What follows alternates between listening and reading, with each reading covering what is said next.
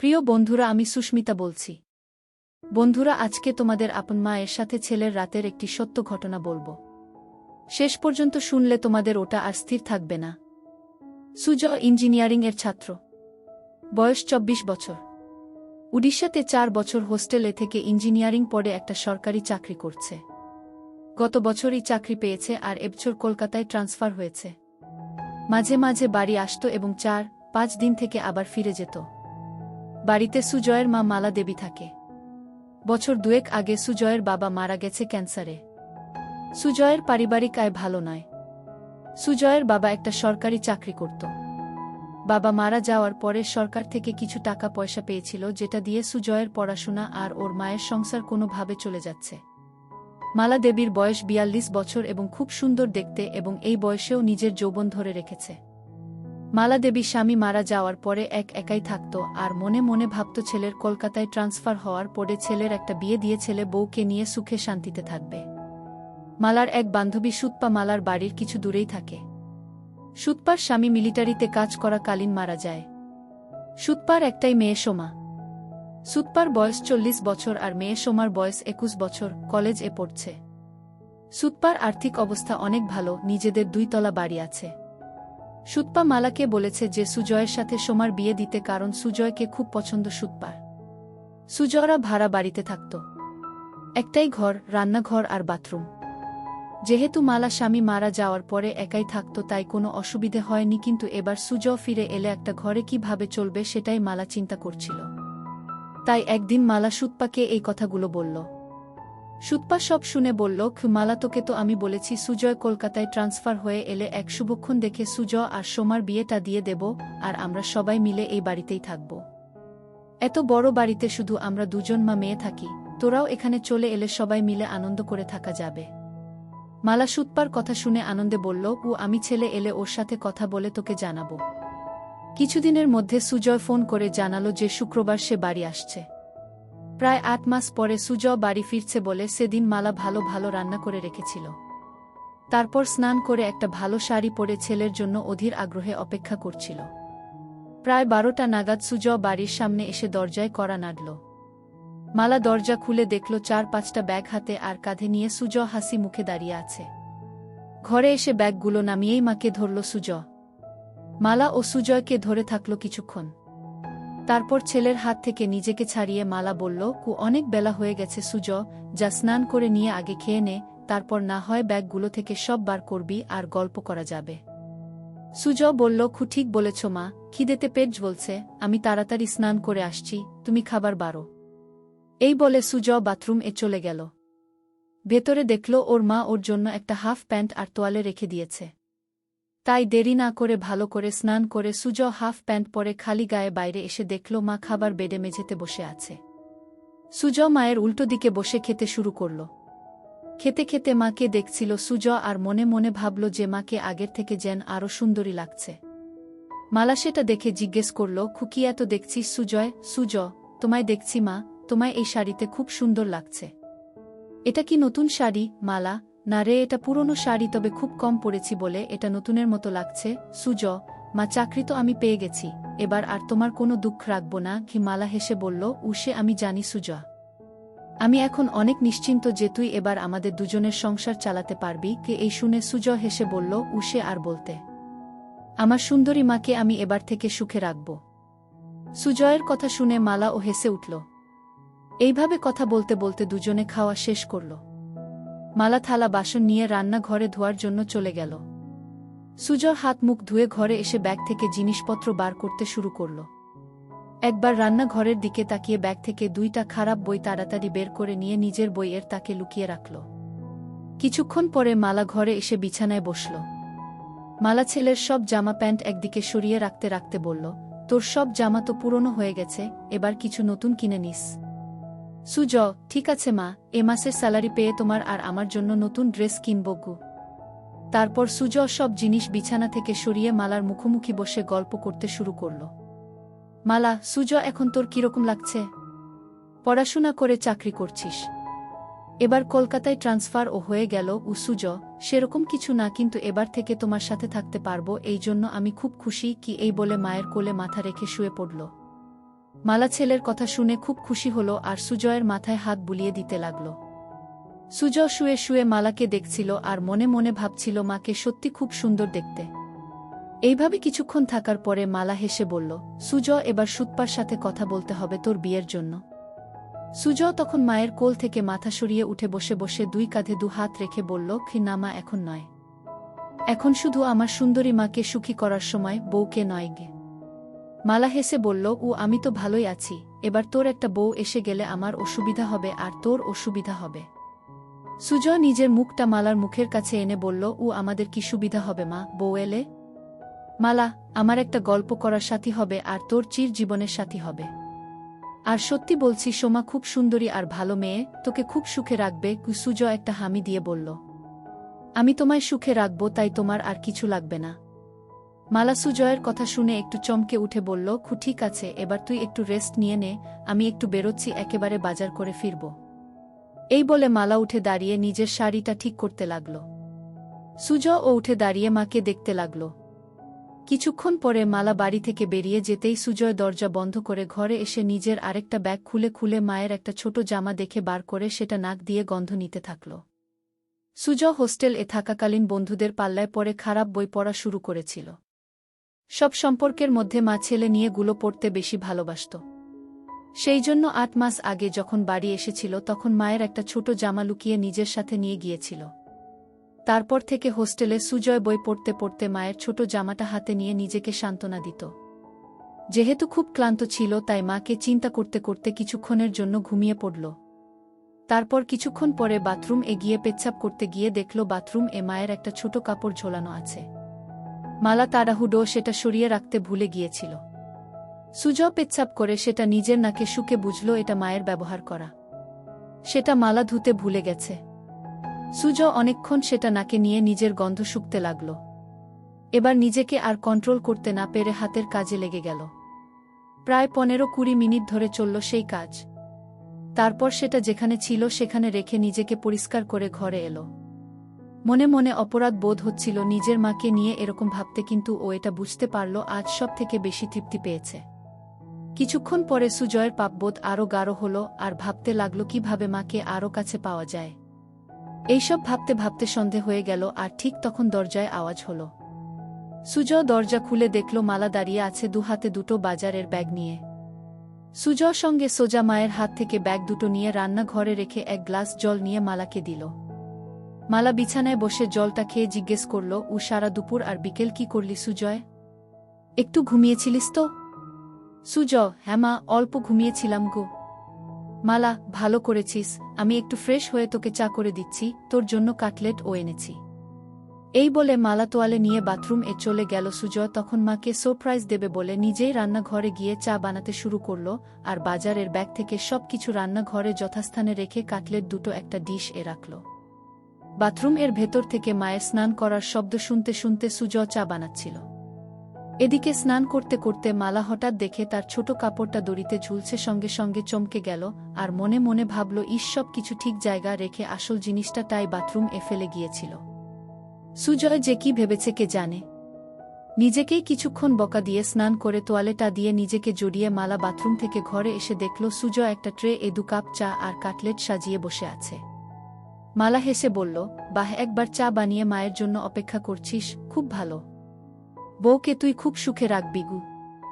সুজয়, এখন তো মাকে সুখী করি, তারপর অন্য কেউ। মালা আলমারি থেকে একটা শাড়ি নিয়ে সুজয়কে বলল, আমি দরজাটা ভেজিয়ে দিয়ে রান্নাঘরে শাড়িটা পরে আসছি। সুজয় এগিয়ে গিয়ে মালার হাত ধরে বলল, তুমি এই ঘরে চেঞ্জ করে নাও, আমি রান্নাঘরে যাচ্ছি, তোমার হয়ে গেলে আমায় ডেকে নিও গিয়ে। এই বলে সুজয় ঘরের দরজাটা ভেজিয়ে দিয়ে বাইরে অপেক্ষা করতে লাগল। ছেলের ব্যবহারে মালা খুব খুশি হয়ে ঘরেই ড্রেস চেঞ্জ করতে লাগল। সুজয় দরজাটায় একটু ফাঁকা রেখে ভেজিয়ে রেখেছিল যাতে সেই ফাঁক দিয়ে ঘরে ভেতরটা দেখা যায়। সুজয় দরজার ফাঁকে চোখ রাখতেই ভিতরের দৃশ্য দেখে হতভম্ব হয়ে গেল। এদিকে মালা ততক্ষণে শাড়িটা পরে নিয়ে সুজয়কে ডাকল ঘরের ভেতরে আসার জন্য। সুজয় মায়ের ডাক শুনে একটু চমকে গিয়ে ঘরে ভেতরে এলো এবং হঠাৎ খেয়াল করল ওটা শক্ত হয়ে দাঁড়িয়ে আছে। কোনো ক্রমে এক হাত দিয়ে সামাল দিয়ে বিছানায় বসল। মালা তখন আয়নার সামনে দাঁড়িয়ে চুল আঁচড়াচ্ছিল, তাই ছেলের দিকে খেয়াল করেনি। সুজয় মালাকে ডাকল, কুয়েসো মা, চা আর কাটলেট ঠান্ডা হয়ে যাবে, খেয়ে নাও আগে গু। মালা, ঠিক আছে চল খেয়ে নি গি, এই বলে বিছানায় এসে সুজয়ের মুখোমুখি বসল। দুজনে একসাথে কাটলেট আর চা খেতে লাগল। মালা, বাহ সুজ, চাটা তো খুব ভালো বানিয়েছিস গু। সুজ, তোমার ভালো লেগেছে মা? আমি হোস্টেলে মাঝে মাঝে নিজেই চা করে খেতাম। মালা হেসে উঠে সুজয়ের গালটা ধরে বলল, সত্যি ভালো হয়েছে, আমার ছেলে এখন নিজের খেয়াল নিজে রাখতে পারবে গু। সুজ ও তখন মায়ের গালটা ধরে বলল, কি তোমার ওসব খেয়াল রাখবে তোমার ছেলে গু? দুজনেই একসাথে হেসে উঠল। মালা, আচ্ছা সুজয়, তোর চাকরি শুরু কবে থেকে? সুজ, আজ 25 তারিখ, পরের মাসের 10 তারিখে অফিস জয়েন করতে হবে। মালা, একটা কথা বলার ছিল। সুজ, কি কথা মা, বলো। মালা, সুতপাকে তোর মনে আছে? সুজ, সুতপা মাসি কেন মনে রাখবো না মা, আমায় এত ভালোবাসে। মালা, সেটা জানি, তোকে ভালোবাসে বলেই একটা প্রস্তাব রেখেছে গি। সুজ, কি প্রস্তাব? মালা, সুতপা তোর সাথে সোমার বিয়ে দিতে চায় উ। সুজ লজ্জা পেয়ে বলল, ও এখন আমি বিয়ে করব না গি। মালা, সুতপা বলেছে সোমার সাথে তোর বিয়ে হবার পরে আমরা সবাই ওর বাড়িতে থাকব। আমি বলেছি যে সুজয়ের সাথে কথা বলে জানাবো। তুই কি বলিস এ ব্যাপারে? সুজ, বিয়ের ব্যাপারটায় আমায় একটু সময় দাও উ। মালা, বুঝলাম ছেলের লজ্জা করছে, ঠিক আছে তুই সময় নিয়ে চিন্তা করে আমায় জানাস। কিন্তু আমাদের ঘরটা খুব ছোট দুজনের জন্য। আগে তুই ছোট ছিলিস তাই কোনোমতে চলে যেত, কিন্তু এখন তুই বড় হয়ে গেছিস উ। সুজ, এমন কিছু ছোট নয় আমাদের ঘর, আমাদের দুজনের জন্য যথেষ্ট উ। মালা, কিন্তু তোর অসুবিধে হবে, আমি যখন কাপড় চেঞ্জ করব তখন তোকে বাইরে অপেক্ষা করতে হবে, এছাড়াও এই একটা বিছানায় দুজনের হবে না গু। সুজ মালার কথা শুনে মনে মনে বলল, ও আমি তো চাই তুমি ঘরে কাপড় ছাড়বে আর আমি দরজার ফাঁক দিয়ে তোমার দেখব। মালা সুজয়ের দিকে তাকিয়ে বলল, কি ভাবছিস এত? কি করবি সেটা তো বল। সুজয় সঙ্গে সঙ্গে বলল, না কিছু ভাবছিলাম না, তবে এখন ওখানে যাব না, কিছুদিন চাকরি করে স্যালারি জমিয়ে তারপর না হয় যাওয়া যেতে পারে গু। মালা, ঠিক আছে তোর যেটা ভালো মনে হয় সেটাই হবে। ঠিক আছে তুই টিভি দেখ, আমি রাতের রান্নাটা করে নিই গি। এই বলে মালা চায়ের ট্রেটা নিয়ে রান্নাঘরে চলে গেল। সুজ টিভি দেখতে লাগলো কিন্তু ভালো লাগছিল না। তাই সুজ রান্নাঘরে গিয়ে দেখল মা এক মনে গুন গুন করে গান গাইতে গাইতে রান্না করছিল। সুজ মাকে ধরে একটা হামি দিয়ে জিজ্ঞেস করল, মা আজ কি রান্না করছো? মালা চমকে উঠে হালকা হেসে বলল, আজ ডিমের ঝোল, ভাত আর আলু পোস্ত উ। সুজ মায়ের কানে কানে বলল, তোমার হাতের রান্নার কোনো জবাব নেই মা গু। মালা নিজেকে কে ছাড়িয়ে নিয়ে বলল, এই দুষ্টু এখন ছাড় আমায়, না হলে রান্না করতে দেরি হয়ে যাবে। সুজ আরও একটা হামি দিয়ে সরে দাঁড়ালো আর হেসে বলল, আমার মিষ্টি মায়ের হাতের রান্নায় আমার মন ভরে যায়। মালা হেসে বলল, এবার যা এখন থেকে, আমার রান্নাটা করতে দে গি। সুজ তখন ঘরে চলে এসে আবার টিভি দেখতে লাগল। প্রায় 1 ঘন্টা পরে মালা এসে সুজয়ের পাশে বসল। মালা পুরো ঘেমে গেছে রান্না করতে করতে। সুজ বলল, মা তুমি তো ঘেমে গেছ, শাড়িটা চেঞ্জ করে নাইটি পরে নাও উ। ছেলের কথা শুনে মালা বলল, আমি ভাবছিলাম তুই কি ভাববি তাই নাইটি পরছিলাম না। সুজ অবাক হয়ে মালার দিকে তাকিয়ে বলল, আমি আবার কি ভাবব? যাও নাইটিটা নিয়ে এসে চেঞ্জ করে নাও, আমি রান্নাঘরে যাচ্ছি গু। মালা বলল, আমি বাথরুম এ চেঞ্জ করে নিচ্ছি, তুই টিভি দেখ গু। এই বলে মালা বাথরুম এ চলে গেল। সুজ মনে মনে ভাবল আরেকটা সুযোগ নষ্ট হলো মাকে ওভাবে দেখার। মালা বাথরুম এ গিয়ে নিজের গা ধুতে ধুতে রান্নাঘরে সুজয়ের ওইরকম ভাবে ধরার কথা ভাবতে লাগল। মনে মনে ভাবছিল, সুজয় কি তাহলে ইচ্ছে করে ওকে ধরে ওসব করছিল না, এটা হঠাৎ হয়েছিল। একটু চোখে চোখে সুজয়কে রাখতে হবে, কারণ এই বয়সটা খুব বাজে। এসব ভাবতে ভাবতে স্নান শেষ করে নাইটিটা পরে নিল। সুজয় না থাকলে মাঝে মাঝে মালা একসেট হয়ে রাতে শুতো, কিন্তু এখন সেটা আর হবে না। এমনিতে মালা খুব ওই স্বভাবের, আর স্বামী মারা যাওয়ার পরে সেটা আরও বেড়ে গেছে। কিছুক্ষণ পরে মালা বাথরুম থেকে বেরিয়ে এসে সুজয় এর সাথে বসে একসাথে টিভি দেখতে দেখতে এটা সেটা গল্প করতে লাগল। রাত প্রায় 10টা বাজে ঘড়িতে। এবার খাবার পালা, তাই মালা রান্নাঘরে গিয়ে খাবার বেড়ে নিয়ে এলো। সুজ আর মালা দুজনে মেঝেতে বাবু হয়ে মুখোমুখি বসে খেতে শুরু করল। সুজ খেতে খেতে মায়ের দিকে তাকাতেই দেখল মালা নিচু হয়ে যখন খাবার মুখে দিচ্ছিল তখন নাইটিটা নিচে নেমে যাচ্ছিল, আর সুজয় সেটা দেখছিল। কিন্তু হঠাৎ মালা সুজয়ের দিকে তাকিয়ে দেখতে পায় যে সুজয় ওর দিকে তাকিয়ে আছে। সঙ্গে সঙ্গে নাইটিটা একটু উপরে তুলে নিল, আর তখন সুজয় আর মালার চোকাচুকি হল। সুজয় লজ্জায় মাথা নিচু করে ভাবতে লাগল কি ইসমা এবার বুঝতে পেরেছে বকে না দেয় খু, কিন্তু মালা কিছুই বলল না, শুধু বলল খু খাবার এর দিকে মন দেয় কি। সুজয় হাফ ছেড়ে বাঁচল। এইভাবে দুজনের খাওয়া শেষ হল। তারপর মালা সব বাসন ধুয়ে ঘরে এসে মেঝেতে বিছানা করতে লাগল। সেটা দেখে সুজয় জিজ্ঞেস করল খিমা তুমি কি নিচে শোবে? মালা হ্যাঁ রে, বিছানায় দুজনের অসুবিধে হবে। সুজয় সঙ্গে সঙ্গে মালার হাত থেকে সব কিছু কেড়ে বিছানা রেখে বলল কু এই খাটে আমাদের দুজনের ভালো মতো হয়ে যাবে, তাই তুমি চিন্তা করো না গি। মালা কিছু একটা বলতে যাচ্ছিল কিন্তু সুজয়ের জেদে মুখে আর কিছু বলল না। কিছুক্ষণ পরে লাইট অফ করে দুজনে শুয়ে পড়ল। সুজয় ক্লান্ত ছিল তাই কিছুক্ষণের মধ্যে ঘুমিয়ে পড়ল।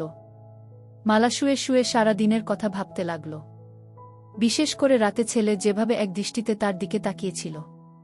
ভাবতে ভাবতে একটু গরম হয়ে পড়ল। মনে মনে চিন্তা করল যে এবার থেকে সুজয়ের সব কিছু ভালোমতো লক্ষ্য করতে হবে। এইসব ভাবতে ভাবতে মালা ঘুমিয়ে পড়ল।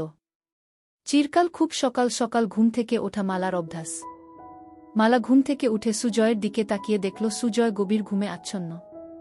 একটু নিচের দিকে তাকাতে দেখল সুজয়ের হাফ প্যান্ট তাবু হয়ে গেছে। সেটা দেখে মালা মনে মনে ভাবল ছেলে এমন কিছু স্বপ্ন দেখছে যাতে তাবু হয়ে গেছে। তারপর নিজের মনে হাসতে হাসতে বাথরুম এ চলে গেল। তারপর রান্না করে নিজে স্নান করে শাড়ি পরে চায়ের কাপ হাতে নিয়ে সুজয়কে ডাকল।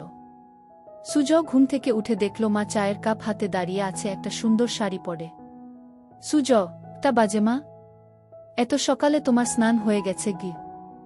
মালা 10টা বাজছে, আমায় একটু সুতপার সাথে বেরোতে হবে। তোর জন্য রান্না করা আছে, দুপুরে স্নান করে খেয়ে নিস, সন্ধে বেলায় আবার দেখা হবে। সুজয় ঠিক আছে মা, তুমি চিন্তা করো না, কাল তো রবিবার। মালা কেন কোথাও বেরোবি নাকি গু? সুজয় মালার হাত থেকে কাপটা নিয়ে টেবিলে রেখে মালাকে ধরে একটা পাপ্পা দিয়ে বলল কু দেখি কি প্ল্যান করা যায়। মালা নিজেকে ছাড়াবার চেষ্টা করে বলল আবার দুষ্টুমি হচ্ছে, আমার শাড়ি নষ্ট হয়ে যাবে, এখন ছাড় আমায়, পড়ে ধরার অনেক সময় পাবি। সুজয় তোমায় ছাড়তে ইচ্ছে করছে না মা গি, এই বলে আবার সুজয় মায়ের কোমলতা অনুভব করতে থাকে। মালার ভালো লাগছিল কিন্তু ওর দেরি হয়ে যাবে, তাই জোরে করে সুজয়কে সরিয়ে দিয়ে বলল আমি এবার আসি বুঝলি, না হলে দেরি হয়ে যাবে, তুই সময়মতো খেয়ে নিস। সুজয় ঠিক আছে মা, তুমি একদম চিন্তা করো না, সাবধানে যেও। এরপরে মালা নিজের শাড়িটা ঠিক করে সুজয়ের দিকে একটা হাসি দিয়ে ঘরে থেকে বেরিয়ে গেল। আর সুজয় দরজা বন্ধ করে ঘরে এসে চা খেতে খেতে চিন্তা করল কি করবে সারাদিন। কিছুক্ষণ বসার পরে আলমারিটা খুলে মায়ের ছোট কাপড়গুলো বের করে বিছানা রাখল। দেখল সেগুলো অনেক পুরনো হয়ে গেছে। কিছুক্ষণ নাক দিয়ে সবগুলো শুকে আবার যথাস্থানে রেখে দিয়ে আলমারিটা বন্ধ করে দিল সুজয়। তারপর সুজয় ঘরটা আর রান্নাঘরটা পরিষ্কার করল। সুজয় মনে মনে একটা মতলব করল কি করে মাকে প্রতিদিন একসেট দেখা যায়, কারণ শাড়ি চেঞ্জ করার সময় বেশিক্ষণ দেখা যায় না। তাই ভাবল বাথরুম এ একটা ফুটো করতে পারলে স্নান করাটা ভালো মতো দেখতে পাবে। একটা হাতুড়ি আর পেরেক নিয়ে বাথরুমের দরজায় সুজয় একটা ফুটো করে দিয়ে দেখল যে ফুটোটা একদম সঠিক জায়গায় হয়েছে, যেখান থেকে ভিতরের দৃশ্য স্পষ্ট দেখা যাবে। তারপর স্নান করে খেয়ে নিয়ে একটু ঘুমোতে গেল সুজয়। ঘুম থেকে উঠে দেখল যে সন্ধে হয়ে গেছে আর মালার আসার সময় হয়ে গেছে। কিছুক্ষণের মধ্যে দরজায় আওয়াজ শুনে সুজয় দরজা খুলে দিয়ে দেখল মালা এসেছে। ভেতরে এসে মালা বলল সুজয় দুপুরে খেয়েছিলিস তো? সুজয় হ্যাঁ মা, খেয়েছিলাম। তোমার দিনটা কেমন কাটল? মালা বিছানায় বসে ফ্যানের হাওয়া খেতে খেতে হেসে বলল আমার আবার দিন কেমন কাটবে, যেরকম কাটার সেরকম কেটেছে গি। সুজয় তুমি যাও বাথরুম এ ফ্রেশ হয়ে এসো, আমি চা বানাচ্ছি গু। মালা সেটা শুনে বাথরুম এ চলে গেল আর সুজয় ও রান্নাঘরে চলে গেল। মালা বাথরুম এর দরজা বন্ধ করতেই সুজয় দরজার ফুটো চোখ রাখল। সুজয় হা করে শুধু দেখতে লাগল নিজের মাকে আর এক হাত দিয়ে হাতের কাজে মনোযোগ দিল। এদিকে গ্যাসে জল গরম হয়ে ফুটছে, তাই তাড়াতাড়ি চা বানানোতে মন দিল। কিন্তু কিছুতেই নিজের মন থেকে মায়ের ওই রূপটা মুছতে পারল না। কিছুক্ষণ পরে সুজয়ের চা বানানো শেষ হল। এদিকে মালার স্নান হয়ে গেছে আর মালা বাইরে এলো। ঘরে গিয়ে মালা চুল আঁচড়াতে লাগল আর সুজয় চা নিয়ে এসে বিছানায় বসে মালাকে দেখছিল। মালা আয়নায় সেটা দেখে সুজয়কে জিজ্ঞেস করল সারাদিন কি করলি? সুজয় ঘর রান্নাঘর পরিষ্কার করলাম, আর মনে মনে বলল বাথরুম এর দরজায় একটা ফুটো করলাম তোমায় দেখব বলে। মালা চায়ের কাপটা হাতে নিয়ে রান্নাঘরে গিয়ে দেখল ছেলে সব ভালোভাবে পরিষ্কার করেছে, আর তারপর ঘরে এসে এদিক ওদিক দেখে বলল বাবা তুই তো সব পরিষ্কার করে দিয়েছিস, আমার লক্ষ্মী ছেলে। এই বলে চায়ের কাপটা টেবিলে রেখে দুহাত বাড়িয়ে বলল, ও আমার সোনা ছেলে, আয় আমার কাছে। সুজয় সঙ্গে সঙ্গে মালার কাছে ছুটে গেল। কিছুক্ষণ ধরে থাকার পরে দুজন আলাদা হল। তারপর মালা রান্নাঘরে চলে গেল রান্না করতে, আর সুজয় টিভি দেখতে লাগল। কিছুক্ষণ পরে রান্না শেষ হলে দুজন একসাথে খেয়ে নিল। আজ ও সুজয় একইভাবে মালার দিকে তাকিয়ে গভীর খাজ দেখছিল, আর আজ মালা সেটা লক্ষ্য করল কিন্তু কিছু বলল না। এইভাবে খাওয়া শেষ করে মালা আর সুজয় বিছানায় শুতে এলো। দুজনে পাশাপাশি শুয়ে আছে। ঘরে নাইট বাল্বটা জ্বলছে। মালা চিন্তা করছে সুজয় কেন বারবার ওর দিকে তাকিয়ে থাকে। সুজয়ের মাথায় শুধু স্নান করার দৃশ্যগুলো আসছিল। এইভাবে দুজন ঘুমিয়ে পড়ল। মাঝরাতে সুজয় টয়লেট এগিয়ে ফিরে এসে নাইট বাল্বের আলো দেখল নাইটিটা উপরে উঠে গেছে। সুজয় আস্তে আস্তে মালার কাছে এসে মালাকে দেখতে লাগল। তারপর সুজয় মায়ের দিকে তাকিয়ে দেখল মা গভীর ঘুমে আচ্ছন্ন, তাই সাহস করে মায়ের কাছে এগিয়ে গিয়ে গেল। খুব ভালোই লাগছিল সুজয়ের। হাত দিতেই সঙ্গে সঙ্গে মালা একটু নড়ে উঠল। সেটা দেখেই ভয়ে সুজয় তাড়াতাড়ি হাত সরিয়ে নিয়ে বিছানায় শুয়ে পড়ল। মালা তখন পাশ ফিরে শুল। সুজয় আর কিছু না করে আস্তে আস্তে ঘুমিয়ে পড়ল। পরের দিন সকালে মালা ঘুম থেকে উঠে তাড়াতাড়ি নিজেকে ঠিক করে নিয়ে ছেলের দিকে তাকিয়ে দেখল ছেলে উপুড় হয়ে ঘুমে মগ্ন। তারপর বাথরুমে চলে গিয়ে নিজেকে ফ্রেশ করে মালা চা বানাতে লাগল। সুজয় উঠে ড্রেস চেঞ্জ করে চা খেয়ে বাজারে চলে গেল। মালা ভাবতে থাকল কি হচ্ছে এসব। হোস্টেল থেকে ফেরার পর থেকে সুজয়ের আচরণে কেমন পরিবর্তন এসেছে। এসব ভাবতে ভাবতে ঘরে গিয়ে বসল। বাজার যেহেতু অনেক দূরে, তাই সুজয়ের ফিরতে ফিরতে আরও 1-2 ঘন্টা লাগবে। এদিক ওদিক দেখতে দেখতে হঠাৎ দেখল সুজয়ের বইয়ের তাকে বইগুলো কেমন যেন অগোছালো আছে। তাই মালা বইগুলো তাক থেকে নামিয়ে ঘোচাতে লাগল, আর মনে মনে ভাবল ছেলে ঘর রান্নাঘর সব পরিষ্কার করেছে, অথচ নিজের বইয়ের তাক সাজাতে ভুলে গেছে। একটার পর একটা বই সাজিয়ে রাখতে রাখতে মালা দেখল একটা মোটা বইয়ের ভেতর কিছু যেন আছে। বইটা খুলতেই দেখল একটা পাতলা বই মলাট দেয়া। মালা ভাবতে লাগল কি বই যে মোটা বইয়ের ভেতরে সুজয় রেখেছে। গল্পের বইটা হাতে নিয়েই একটা পাতা উল্টোতেই কভার ফুটো, আর নাম দেখে মালা চমকে উঠল। বই এ যা দেখল তাতে তো নিজের চোখকে বিশ্বাস করতে পারছে না। এও কি সম্ভব? পাতা উল্টাতেই দেখল মা আর ছেলের গল্প। সূচিপত্র দেখে আরেকবার চমকালো মালা। একটা গল্পের কিছুটা অংশ পড়ল, অবাক হয়ে ভাবতে লাগল এটা কিভাবে সম্ভব, আর সুজয় এই বই পেল কোথায়? তাহলে কি এসব গল্প পড়েই সে আমাকে নিয়ে ওসব কথা ভাবে? মালা বিছানায় শুয়ে শুয়ে 2টো গল্প শেষ করল এবং এতটাই গরম হয়ে গেল যে বিছানায় শুয়েই। তারপর বইটা জায়গা মতো রেখে দিয়ে বাথরুম এ চলে গিয়ে মালা নিজেকে পরিষ্কার করল। তারপর ঘরে এসে বসে চিন্তা করতে লাগল। অনেক দিন পরে আজ মালা খুব উত্তেজনা অনুভব করল। হঠাৎ দরজার আওয়াজ শুনে মালা দরজাটা খুলে দেখল সুজয়। সুজয় ভেতরে এসে মাংসটা মায়ের হাতে দিল। মায়ের দিকে তাকিয়ে দেখল মায়ের কপালে ঘাম, আর মায়ের চোখ মুখটা কেমন যেন লাগছে।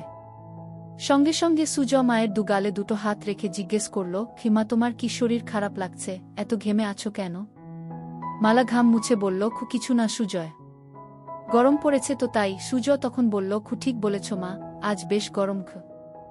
সুজয় বলল, মা আমি একটু বেরোচ্ছি, এক বন্ধুর সাথে দেখা করে চলে আসব। মালা, ঠিক আছে, বেশি দেরি করিস না, আমি রান্না তাড়াতাড়ি করে নেব গো। এই বলে সুজয় বেরিয়ে গেল। মালা দরজা বন্ধ করে ভাবল আর একটু হলেই ছেলে বুঝতে পারত যে এটা গরমের ঘাম নয়, এটা অন্য কিছুর ঘাম। এই ভেবে নিজের মনে হাসতে লাগল। বাকি রান্নাগুলো করে মালা দেখল ছেলের ফিরতে এখনো দেরি আছে, তাই ভাবল বাথরুমটা একবার পরিষ্কার করে নেওয়া যাক, তারপর স্নান করে নেবে। বাথরুম এ ঢুকে মালা দেওয়ালগুলো পরিষ্কার করতে করতে হঠাৎ মালা দেখল যে দরজায় একটা ফুটো। মনে মনে চিন্তা করে দেখলেন যে এই ফুটোটা তো আগের সপ্তাহে যখন বাথরুম পরিষ্কার করেছিল তখন তো ছিল না। তার মানে এই ফুটোটা কি সুজয় করেছে? বাথরুম থেকে বেরিয়ে এসে মালা ফুটো চোখ রেখে দেখল যে ভেতরে কেউ স্নান করলে এই ফুটো দিয়ে সব দেখা যাবে। এবার মালার মাথায় আকাশ ভেঙে পড়ল। তার মানে সুজয় কি ওই ফুটো দিয়ে ওকে দেখেছে? কি শয়তান ছেলে! এটা ভাবতে ভাবতে মালার রাগের সাথে উত্তেজনায় গা রি করতে লাগল। বাকি অংশ পরের ভিডিওতে দেওয়া হবে। সবাই সঙ্গে থাকো।